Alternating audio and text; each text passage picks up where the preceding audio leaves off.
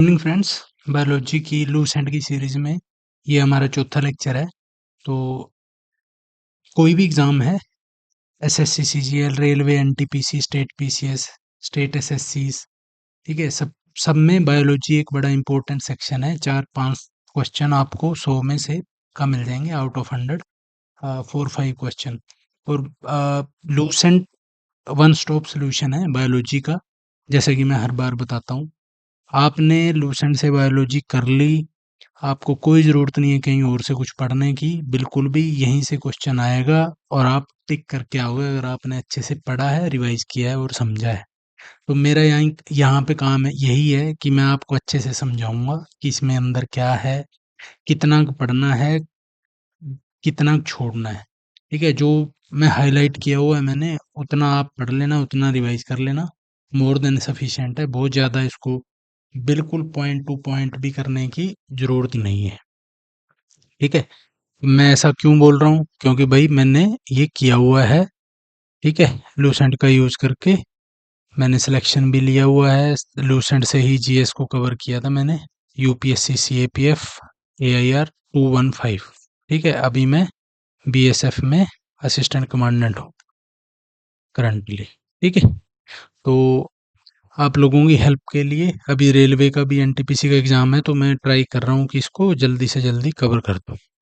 तो अगर आप पहली बार आए हैं तो प्लीज़ सब्सक्राइब कर देना और लाइक ज़रूर कर देना वीडियो को, सो दैट ये वीडियो जितना लाइक करते हो आप, कमेंट करते हो, तो उतना ही यूट्यूब इसको आगे पुश करता है और बाकी लोगों तक भी जाएगी ये वीडियो।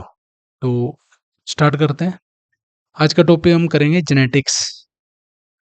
ठीक है, पहले आप बचपन से ही पढ़ते आ रहे हैं कि वो उसके जैसा दिखता है, वो मम्मी के जैसा दिखता है, वो पापा के जैसा दिखता है ना। वो क्यों दिखता है भाई ऐसा?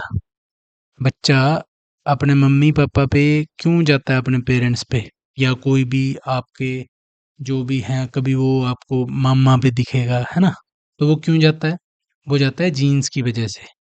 ठीक है, तो यही इसी में जेनेटिक्स में हम यही देखेंगे कि क्या क्या क्या होता है पूरा ये जेनेटिक्स का process. Transmission of character from one generation to the next generation is called heredity. Heredity क्या होती है? जो करेक्टर होते हैं वो एक जनरेशन से दूसरी जनरेशन का जो जाने का प्रोसेस है उसको बोलते हैं हेरिडिटी। ठीक है, उस ट्रांसमिशन को बोलते हैं हेरिडिटी। और जो ये प्रोसेस है ट्रांसफर का, मतलब जो ट्रांसफर ऑफ हेरिडिटरी जो करेक्टर होते हैं, उनका जो ट्रांसफर का प्रोसेस है उसको क्या बोलते हैं? उसको बोलते हैं जेनेटिक्स। वो प्रोसेस, जो ट्रांसमिशन का प्रोसेस है, उसको बोलते हैं जेनेटिक्स। ठीक है, process of transfer of hereditary character. Hereditary character basically कैसे होते हैं? जैसे फिनोलॉजिकल हो जाते हैं, हो गए कि वो उसकी नोज कैसी है, उसका कॉम्प्लेक्शन कैसा है, उसके हेयर कैसे हैं। ठीक है, तो जो अपने पेरेंट्स से लेता है, कोई भी प्रोजनी है, कोई भी जनरेशन है, वो अपनी पिछली जनरेशन से कुछ करेक्टर लेती है, उसको बोलते हैं हेरिडेटरी, जो हेरिटेंस में मिले हैं उसको। ठीक है, और इस प्रोसेस को, जिस जो ये ट्रांसफर का प्रोसेस है, उस ट्रांसफर के प्रोसेस को बोलते हैं जेनेटिक्स। ठीक है, ये जेनेटिक्स नेम है जो पहली बार किसने कॉइन किया था? ये किया था डब्ल्यू वाटसन ने। डब्ल्यू वाटसन कब किया था? 1905 में। अगर आपने हिस्ट्री पढ़ी होगी तो 1905 में हुआ था बंगाल का विभाजन, है ना, पार्टीशन ऑफ बंगाल हुआ था। तो ये बस इतना याद रखना, इसको लिंक कर लेना जेनेटिक्स। ठीक है, कब हुआ? 1905 में। इसका फर्स्ट ये टर्म कॉइन की थी किसने? डब्ल्यू वाटसन ने। किसने? डब्ल्यू वाटसन ने। ठीक है, तो ऐसे याद रखो, जेनेटिक्स वाटसन, जेनेटिक्स वाटसन। ठीक है, और Johannes was first used the name gene in 1909। जो जीन है वो नाम पहली बार किसने यूज किया? वो किया जोहानिस ने। ठीक है, जोहान्स ने यूज किया ये पहली बार जीन। कब? 1909 में। 1905 में जेनेटिक्स टर्म कॉइन की थी डब्ल्यू वाटसन ने, और 4 साल बाद जोहान्स ने पहली बार यूज किया नेम जीन 1909 में। अब Gregor John Mendel, Gregor John Mendel, ये बहुत इंपॉर्टेंट नाम है, इसको का दिमाग में बिठा लेना बिल्कुल। फीड कर लेना, पक्का कर लेना, स्टिक हो जाना चाहिए आपके दिमाग में। इस पे से क्वेश्चन पक्का आते रहते हैं, ठीक है, एक नहीं दूसरे एग्जाम से। तो Gregor John Mendel was the first who gave the idea of heredity based on his experiment in 1822 and 1884. He is also known as father of genetics.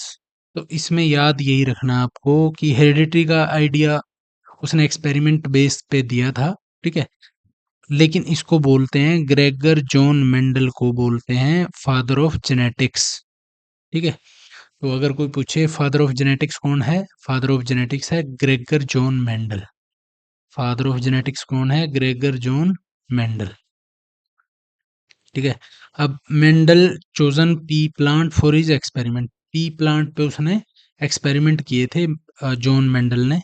Mendel made a cross between two pure plant having contrasting character for single trait called mono hybrid, hybrid cross, okay, tall and dwarf plant from for height.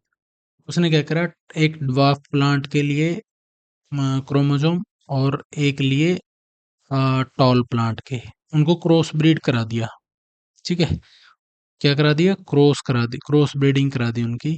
अब tall plant है, जैसे इसको हम TT से denote किया है, और इसके क्रोमोसोम को स्मॉल टीटी से, ठीक है, ड्वार्फ प्लांट को। अब क्रॉस पोलिनेशन जब हुआ तो जो फर्स्ट जनरेशन होगी वो सभी लंबे होंगे, ठीक है, क्यों, टी टी, ये एक रिजल्टेंट क्रोमोसोम बनेगा और इसमें डोमिनेंट होगा कैपिटल टी, ठीक है, तो इसलिए सभी टॉल होंगे। बट जब सेल्फ पोलिनेशन होगा ना, इस फर्स्ट जनरेशन की जब सेकंड जनरेशन को जन्म देगी या पैदा करेगी, सेल्फ पोलिनेशन होगा, तो क्या हुआ, उसने रिजल्ट पाया कि जो कैपिटल टी, मतलब capital T chromosome, toll toll के जो क्रोमोसोम है और ड्वार्फ के क्रोमोसोम है, ये है 25-25%, लेकिन जो हाइब्रिड होके बने वो हैं 50% जो टॉल थे, ठीक है, टॉल थे। तो फिनोटाइप रेशो क्या हो गया, 3:1। फिनोटाइप का मतलब है कि जो फिजिकल करेक्टर है ना, फिजिकल करेक्टर क्या है, टॉल या ड्वार्फ। अब टॉल कितने हो गए यहाँ पे, टॉल हो गए 25 प्लस 50, मतलब टोटल 75, 75 मतलब टू थर्ड, 3 पार्ट, ठीक है, और एक पार्ट क्या हो गया, ड्वार्फ, 25%, तो 3:1। 100 में से 75 क्या हो गया ना, 25-25 के अगर हम करें तो 25-25 दिए 75, ठीक है, 3 हिस्से क्या हो गए, टॉल हो गए, और एक हिस्सा हो गया ड्वार्फ, ठीक है। तो उसने ये रिजल्ट, जीनोटाइप करेक्टर होते हैं जो दिख सकते हैं हमें। जीनोटाइपिक रेशो में क्या हो गया, आप देखो जीनोटाइपिक में सेम क्या है, 25% टॉल हैं भाई, वो उसमें कैपिटल टीटी है, और 25% है स्मॉल टीटी, ठीक है। अब 1% तो वो हो गए जिसमें फिनोटाइप, जीनोटाइप मतलब जेनेटिक लेवल पे हम देख रहे हैं, आप क्रोमोसोम के जेनेटिक लेवल पे देख रहे हैं, तो जेनेटिक लेवल पे है तो ये भी टी और स्मॉल टी, ये भी लंबा होगा क्योंकि हाइब्रिड हो गया ये, ठीक है, बट ये जेनेटिकली इनके इक्विवेलेंट नहीं है, ठीक है, ना इसके है ना इसके है। 25% वो है जो जेनेटिकली कैपिटल टी है, मतलब किसी एक के बराबर है, और ड्वार्फ भी किसी एक के बराबर 25%। परसेंट हुआ, ठीक है, होंगे तो वो फिनोटिपिकली तो लॉन्ग होंगे, वो टॉल होंगे, ठीक है। आगे चलते हैं, dihybrid cross, Mendel made a cross between two pure plant having pair of contrasting character, color and shape of seed called D hybrid cross. He made a cross between plant having round seed with yellow color and wrinkled seed with green color. ये experiment है basically इसका, ये आप इसको पढ़ने की कोई ज़रूरत नहीं है, मैंने दे दिया है, देख लेना, ज़्यादा क्यूरियोसिटी अगर हो आपको, बट ये पढ़ लेना। On the basis of mono and dihybrid cross, Mendel propose the law of heredity. तो इसने कुछ लॉ ऑफ हेरिडिटी दिए कि हेरिडिटी मतलब करेक्टर जो ट्रांसमिशन होगा जेनेटिक इंफॉर्मेशन का एक जनरेशन से दूसरी जनरेशन में, उसके कुछ लॉज होंगे, कुछ प्रिंसिपल फॉलो करेगी वो चीज, कुछ कानून इस तरह फॉलो करेगा, मतलब कुछ करेक्टर शो करेगा पर्टिकुलर, वो हेरिडिटी के लॉ बोलते हैं उसको। कुछ प्रिंसिपल्स फॉलो होंगे। क्या क्या प्रिंसिपल होंगे वो? एक तो होगा law of paired unit. Mendel proposed that when two dissimilar unit factors are present in an individual, only one is able to express. One that expresses itself is dominant. Okay, is dominant unit factor, while the other fail to express is recessive unit factor. ठीक है, for example tolerance is dominant over dwarfness. ठीक है, अब देखो इस experiment में हमने देखा ना कि भाई जो टॉल हैं वो डोमिनेंट हैं। ठीक है, 75% में वो डोमिनेट कर रहे हैं, 75 केसेस टॉल हो रहे हैं, बट 25% क्या है, ड्वार्फ हैं। इसका मतलब है रिसेसिव जीन कौन सा हो गया, स्मॉल टी का, ड्वार्फ प्लांट का। ठीक है, वो क्या हो गया, recessive.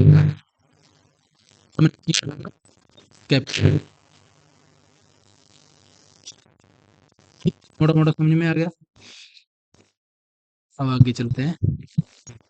Second law, offspring of crossbreed parent only show dominant characters in F generation। अब डोमिनेंट करेक्टर क्या है, डोमिनेंट करेक्टर था कैपिटल टी, मतलब टॉल प्लांट का डोमिनेंट करेक्टर था। तो फर्स्ट जनरेशन में सिर्फ उसने टी टी दिखाया। देखो ये यहाँ पे देखो, फर्स्ट जनरेशन में क्या शो किया इसने, फर्स्ट जनरेशन में सभी लॉन्ग हो गए। ठीक है, मतलब सभी क्या हो गए, लॉन्ग हो गए। और हाँ, यहाँ पे देख लो ना, एफ फर्स्ट जनरेशन में क्या हो गए, सभी टॉल हो गए। अब क्या हो गया, ये है law of dominance. Offspring of cross breed parent only show dominant characters in F1 generation. F1 generation में एफ रिसेसिव करेक्टर 5% केसेस में वो भी दिखेगा। देखो 25% केसेस तो डवार्फ भी हो गए ना भाई। ठीक है, तो 25% में ये दिखा, बट एफ जनरेशन में सिर्फ जो डोमिनेंट है सिर्फ वो दिखेगा। ठीक है, डोमिनेंट क्या था, टॉल। आगे third law, law of segregation. In F2 generation both the character which is governed bye gene is separated. F2 generation both the character which is governed bye gene is separated. दोनों separate हो गए ना, कुछ डिवार्फ हो गए। ठीक है, और कुछ क्या हो गए, आपने टॉल हो गए। तो दोनों हो गए अलग अलग। Law of independent assortment. During dihybrid and trihybrid cross 2 or 3 pair of characters are taken. तो 3 characters segregate separately without depending on the other in F2 generation. ठीक है, लॉ ऑफ इंडिपेंडेंट असॉर्टमेंट। अब exam के लिए आपने क्या करना है, 4 लॉज हैं सिर्फ, वो आपके याद होने चाहिए, और एक रिसेसिव और डोमिनेंट फैक्टर, बस। इसके ज्यादा और इसमें माथापच्ची करने की जरूरत नहीं है। पहला लॉ क्या था, लॉ ऑफ पेयर्ड यूनिट। ठीक है, कि ओनली डोमिनेंट जो वो होगा, यूनिट फैक्टर होगा या जीन होगा, वो उसकी वजह से करेक्टर होगा जो नेक्स्ट जनरेशन का होगा। और सेकंड था law of dominance. Third law of segregation और लॉ ऑफ इंडिपेंडेंट असॉर्टमेंट। अब कुछ टर्म्स हैं जो जेनेटिक्स से रिलेटेड हैं, उनको देख लेते हैं। ये मैंने दे दिए हैं, पढ़ आप लेना जरूर। कुछ मैं करवाऊंगा, जैसे म्यूटेशन है, जो इम्पोर्टेंट है, जो एग्जाम में अक्सर आते हैं, पूछे जाने की संभावना ज़्यादा होती है, मैं वो करवाऊंगा। म्यूटेशन क्या होता है, sudden change in the gene which is heritable from one generation to other. The term mutation was first coined by Hugo de Vries. ठीक है, de Vries, Hugo Hugo de Vries. ठीक है, म्यूटेशन को पहली बार ये टर्म किसने coin करी, Hugo de Vries. Hugo de bridge.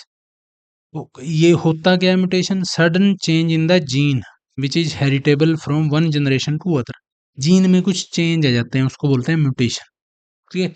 और वेरिएशन, वेरिएशन क्या होता है? When characters are transmitted from one generation to next generation there is some change, कुछ चेंज आ जाएगा जब करेक्टर है जो एक जनरेशन से दूसरी में ट्रांसफर हो रहा है, तो कुछ चेंज आ जाएगा। जैसे सपोज क्या होता है, पेरेंट्स हैं, उनकी हाइट थोड़ी कम है, एवरेज हाइट है, लेकिन उनका क्या है, वेरिएशन आने की वजह से उनका जो बच्चा है वो उनसे काफी लंबा हो गया, हो जाता है ऐसे भी। ठीक है, तो इसको बोलते हैं variation. So they looks different from their parents, this phenomenon is known as variation. ठीक है, कुछ चेंजेस आ जाते हैं नेक्स्ट जनरेशन में करेक्टर्स में। ठीक है, इसलिए वो पेरेंट्स से बच्चे अलग दिखते हैं, और उसको बोलते हैं वेरिएशन। ठीक है। सेकंड है क्रोमोसोमल एब्रेशन। ठीक है, any change in chromosomal structure is known as chromosomal aberration. कोई भी क्रोमोसोमल स्ट्रक्चर में चेंज होगा उसको बोलते हैं क्रोमोसोमल एब्रेशन। और cloning, it is a process for producing identical organism from single cell. Single cell से आइडेंटिकल ऑर्गेनिज्म प्रोड्यूस करने को क्लोनिंग, सिंगल सेल से प्रोड्यूस होगा, ये बात बिल्कुल ध्यान में रखनी है। ठीक है। Having same genetic character as his mother, जो मदर से लिया गया है जो सेल, उसी को, उसी से क्लोन प्रोड्यूस करेंगे जो, जिसका जेनेटिक करेक्टर बिल्कुल मदर जैसा होगा। उसका एग्जाम्पल क्या है? उसका एग्जाम्पल है sheep Dolly was produced from single cell. Sheep Dolly, जो शीप डॉली, इसको पहली बार, मतलब sheep Dolly was produced from single cell. ठीक है, ये क्लोन था। Dolly, Dolly was assigned the world first clone. Dolly world का फर्स्ट क्लोन है। ठीक है, डॉली क्या है? वर्ल्ड का फर्स्ट क्लोन है of an adult animal by British scientist. Totipotent, totipotency क्या होती है? It is the potential ability of a plant cell to grown in complete plant. Totipotency होती है कोई भी प्लांट सेल के पास वो कैपेबिलिटी होती है कि वो कंप्लीट प्लांट बन सके। और प्लूरीपोटेंट पोटेंसी क्या होती है? It is the potential ability of a cell to develop into any kind of the cell of animal body. किसी भी एनिमल बॉडी के उसमें कन्वर्ट हो सकते हैं, वो सोमैटिक सेल बन सकते हैं, सेक्सुअल रिप्रोडक्शन के सेल बन सकते हैं, उनको बोलते हैं प्लूरीपोटेंसी। उस कैपेबिलिटी को क्या बोलते हैं?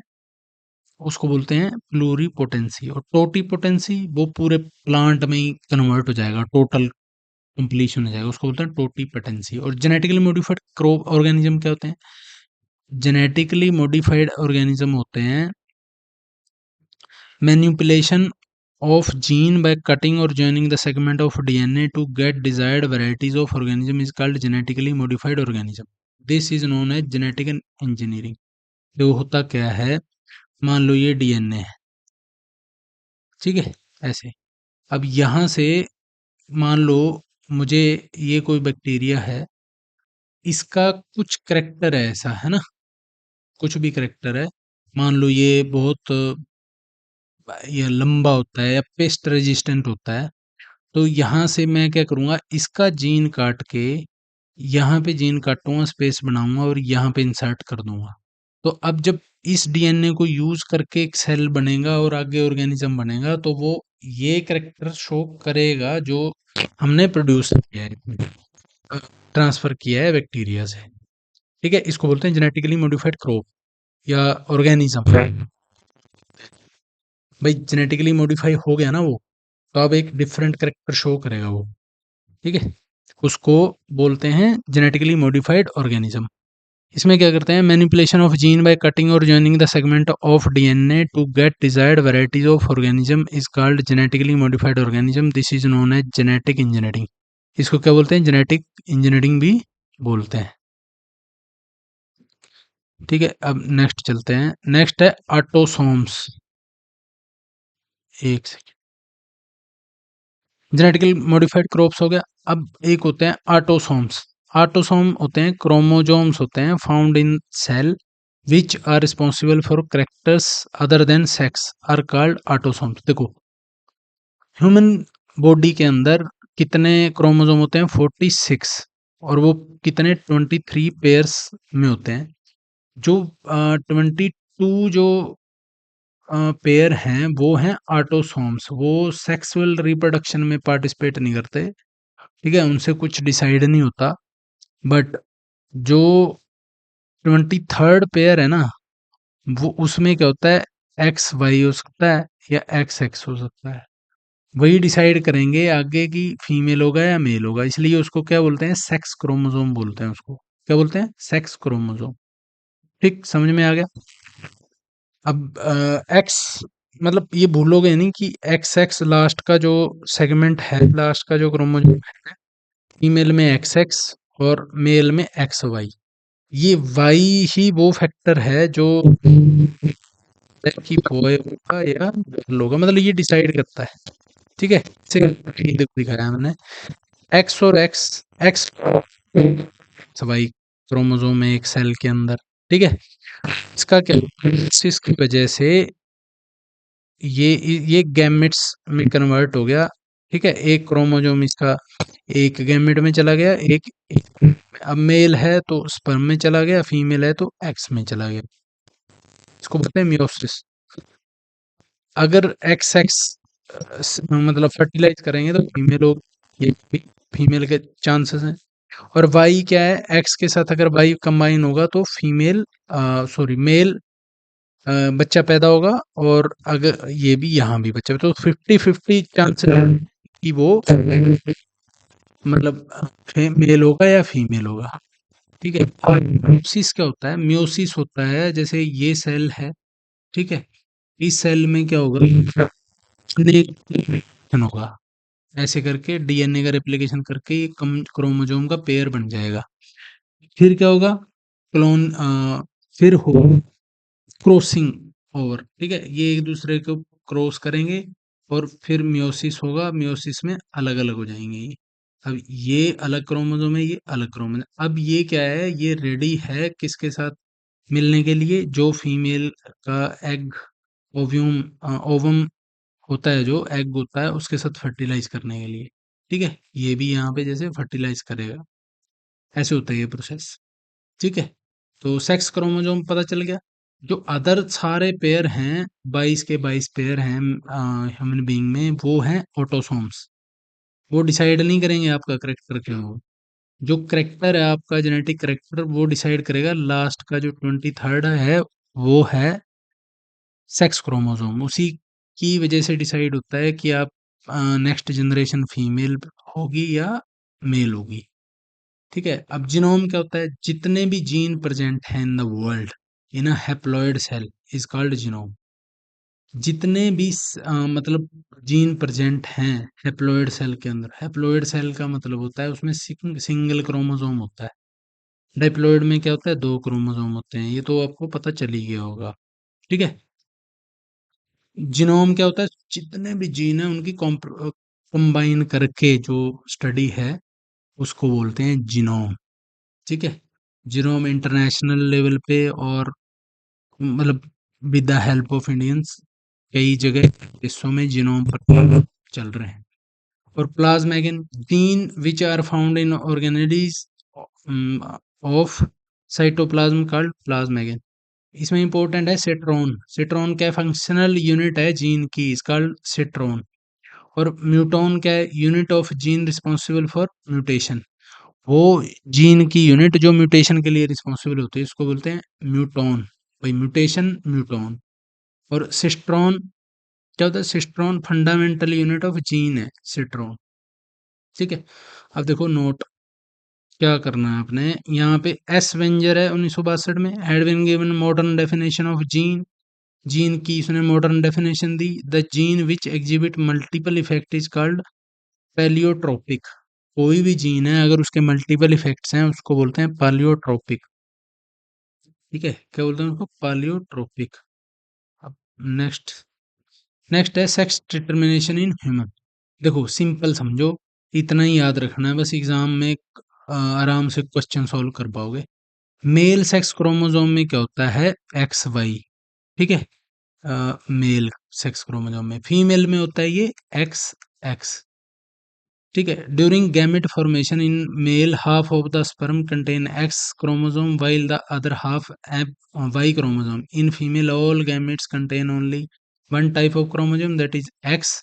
Thus, when a male gamete sperm carrying X chromosome fertilize in ovum, या egg, the zygote develop into female। X x combine हो रहे हैं ना भाई, एक्स एक्स कंबाइन होंगे तो क्या बनेगी, फीमेल। ठीक है। when a person when a sperm carrying Y chromosome fertilizes an egg, zygote develop into male। Zygote किस में डेवलप हो जाएगा, मेल में हो गया, अगर वाई क्रोमोजोम है उसको फर्टिलाइज करता है। ठीक है। Barr body is found in the female somatic cells. ये याद रखना, बार बॉडी है जो फीमेल के सोमेटिक सेल्स में मिलती है।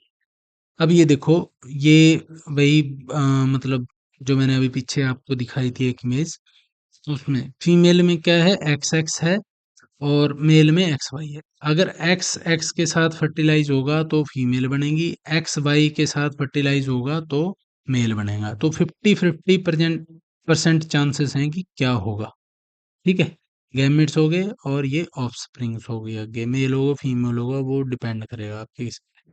Fertilisation is done in test tube laboratory, but further development takes place inside mother womb in test tube baby. देखो, टेस्ट ट्यूब बेबी में क्या होता है, स्पर्म आया, ये स्पर्म हो गया और ये एग हो गया, ये इनको क्या करेंगे, फर्टिलाइज करा देंगे, और ये काम सारा किसके अंदर होगा, एक ट्यूब के अंदर। ठीक है, उसके अंदर क्या हो गया, फर्टिलाइजेशन हो गया। अब जाइगोट जाइगोट बनने टाइम बनते टाइम इसको क्या करेंगे हम, मदर की वूम में प्लेस कर देंगे। ठीक है, अब वहीं वो ग्रोथ करेगा, जो भी 8 साढ़े 8 महीने करना है उसके बाद ये बाहर आ जाएगा।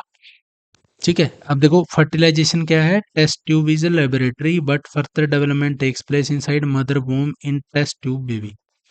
ठीक है, अब sometime sex determination is regulated by environmental factor in some reptile, temperature determine sex at which fertilized, हाँ मतलब egg is incubated.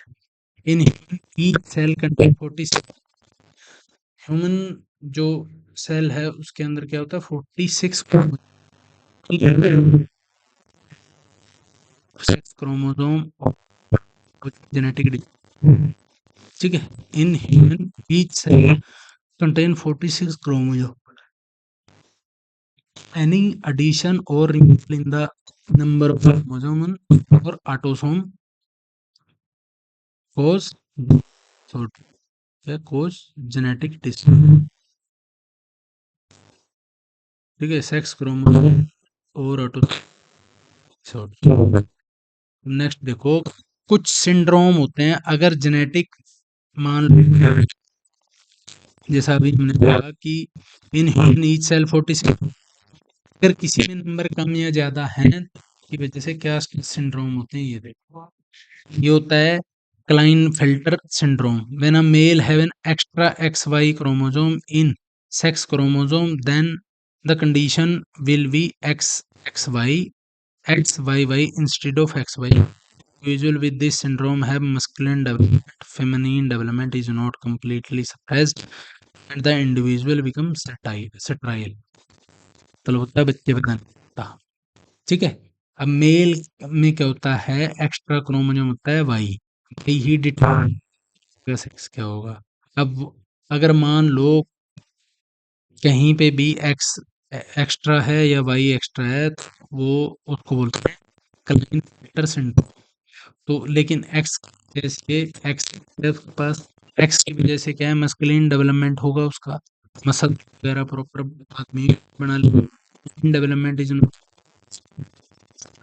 Feminine character का रहेगा, कंप्लीटली सेपरेट नहीं हुआ है। ठीक है, the individual become style style मतलब बच्चा कर सकता, रिप्रोडक्शन नहीं कर सकता। In female when extra x chromosome is present instead of XX, they saw normal development but limited fertility. Female के अंदर क्या होगा, एक्स्ट्रा क्रोमोसोम जो प्रेजेंट है in instead of normal development show करेंगे, अगर कोई एक्स या मतलब एक्स फीमेल के अंदर अगर एक्स क्रोमोसोम एक्स्ट्रा है करेगा नॉर्मल बट लिमिटेड होगी। मेंटल रिटार्डनेस हो सकती है, is also seen in number of chromosome become 47 instead of, एक ऐड हो जाएगा ना कहीं पे ट्राइसोमी बोल, एक ये मान लो एक्स और वाई का क्रोमोसोम है, इसके अंदर एक और आ गया एक्स एक्स, तो इसको क्या बोलेंगे, इसको बोलते हैं मतलब एक्स एक्स वाई, या एक्स एक्स ट्रिपल एक्स भी हो सकता है, ठीक है।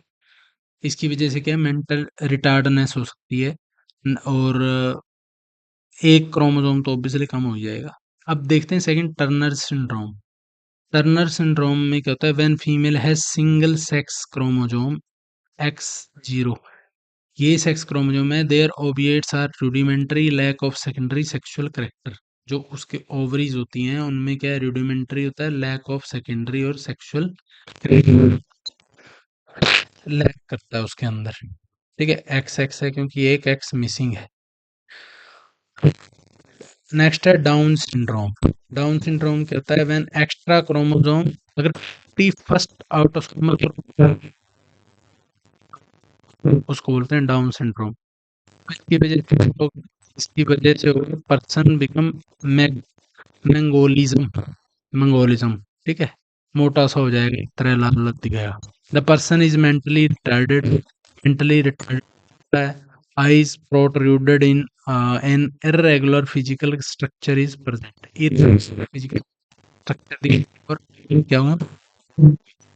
अब नेक्स्ट है sickle cell anemia. Sickle cell anemia में in this disorder erythrocytes destroyed more rapidly than normal leading to anemia, so these occur due to change in 11th autosomal chromosome। देखो सिकल सेल क्या होता है, ये वैसे होता है ना राउंड शेप में गोल गोल, आरबीसी की बात कर रहे हैं हम। अब नॉर्मल हेमोग्लोबिन होता है जो इस थोड़ा इस शेप में होता है, लेकिन अब नॉर्मल हेमोग्लोबिन क्या करेगा, ये हो जाएगा पूरा सिक्कल की फॉर्म में, ठीक है। सिक्कल मतलब द्रात्ति की फॉर्म में, ये देखो यहाँ पे ब्लॉक कर दिया, sickle cell blocking blood flow, okay. तो किस लिए, क्योंकि अब नॉर्मल हेमोग्लोबिन थे। अब सेकंड है फेनिलिकटोनूरिया न्यूरिया। It is an inborn error of metabolism which result in a mental attitude cause to change in the 12th autosomal। हेमियोफीलिया जानते हो, हेमोफीलिया होता है gene responsible for this order is linked with sex chromosome, this disease lead to failure of blood clotting. Haemophilia में होती, ठीक है, उसकी वजह से क्या है, ब्लड क्लोटिंग अगर हेमोफीलिया में नहीं होगी तो फेलियर ऑफ ब्लड क्लोटिंग हो जाएगा और ऑर्गन भी फेल हो सकते हैं। अब कलर ब्लाइंडनेस क्या होता है, this order lead to the failure of distinguish red and green colour, the green responsible for this disease is situated on X chromosome, X chromosome के ऊपर सिचुएटेड होता है क्या, लीड टू फेलियर और distinguish red with green colour, ठीक है। अब next है, लास्ट स्लाइड है basically. DNA fingerprinting is a technique used for the detection of disputed parents. भाई मान लो पेरेंट्स में हो गया कि ये मेरा बच्चा, ये मेरा बच्चा नहीं है, ये उसका है, तो उसको कैसे असरटेन करेंगे कि ये दोनों झूठ बोल रहे हैं या सच बोल रहे हैं। तो उसके लिए होती है डीएनए फिंगरप्रिंटिंग। जैसे उसका बाल ले लेंगे, बाल में भी जेनेटिक इंफॉर्मेशन तो है ही है, ठीक है, या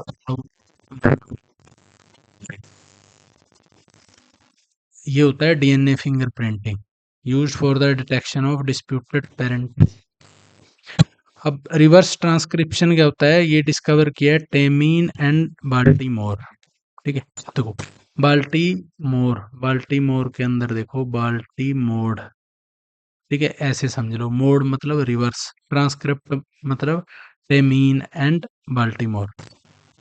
टारगेटेड ड्रग डिलीवरी हो सकती है, जीन थेरेपी हो सकती है, और अभी बीटी ब्रिंजल है genetically engineered from form of brinjal as has been developed to make it present, ठीक है, to make it pest present resistant, sorry.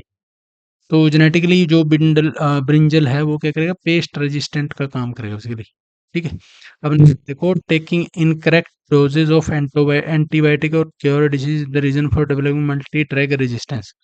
अब ड्रग्स के खिलाफ रेजिस्टेंस कैसे होगा? ड्रग्स के खिलाफ या अगेंस्ट ड्रग्स होगा, कैसे होगा वो होगा, देखो, कैस जो taking incorrect antibiotic cure disease is the reason of developing multi drug resistance.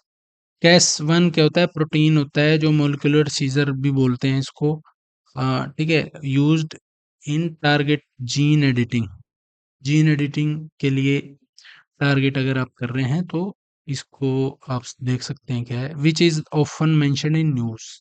Cas one protein is molecular scissor होता है, used in targeted gene editing में यूज होता है ये, which is often mention in news. In normal cell, the progress of the flow of genetic information from DNA to RNA is called transcription। देखो, normal cell के अंदर क्या होता है, जो process of flow of genetic information है, उसका जो प्रोसेस है जेनेटिक इंफॉर्मेशन का, जो वो है from DNA to RNA is called transcription. ठीक है। तो ये था आज के सेशन में, यहीं तक रुकते हैं, बाकी आगे कल करेंगे। तो प्लीज़, अगर आप चैनल पहली बार आए हैं तो प्लीज़ शेयर, लाइक और कमेंट ज़रूर कर देना, क्योंकि उसी से मोटिवेशन मिलता है। बाकी यार देखो, मेरे को कुछ नहीं पड़ी, मैं ऑलरेडी सिलेक्टेड हूँ, मेरी ठीक ठाक सैलरी गवर्नमेंट मुझे दे रही है, ठीक है। बट मेरा मुझे ऐसा लगता है कि किसी ने ना लूसेंट थोड़ा उस वे में नहीं कराई जिस वे में एक बुक को होना चाहिए। ठीक है, तो मैंने कोशिश करी है, जैसे यहाँ डीएनए रिवर्स ट्रांसक्रिप्शन है, तो मैंने यहाँ पे दिखाया है रिवर्स ट्रांसक्रिप्शन क्या है। आरएनए स्टार्टिंग मटेरियल होता है आरएनए में, और क्या होगा फिर रिवर्स ट्रांसक्रिप्शन से ये बन जाएगा डीएनए। ठीक है, तो यही था आज के सेशन में। जे देखो, ये पिक्स मैं यूज करता हूँ सो दैट आपको इजी रहे याद करना, otherwise it's a very dry book, मुश्किल है। अगर कंसेप्ट पता है तो इजीली आप रिवाइज कर सकते हो, इससे रिमेम्बर कर सकते हो कुछ हद तक। ठीक है, बट आपको कंसेप्ट पता होना बहुत ज़रूरी है। कंसेप्ट मैंने आपके यहाँ कोशिश करी है क्लियर कराने की, जितना भी हो सकता है। ठीक है, मैं आगे भी से ही वीडियो लेके आऊँगा, प्रैक्टिकलिटी आपको दिखाता रहूँगा, सो दैट माइंड में ना वो चीज़ फिट हो जाए, मेमोरी में स्टोर हो जाए। ठीक है, तो चलो एंड करते हैं आज के सेशन को। Thank you very much.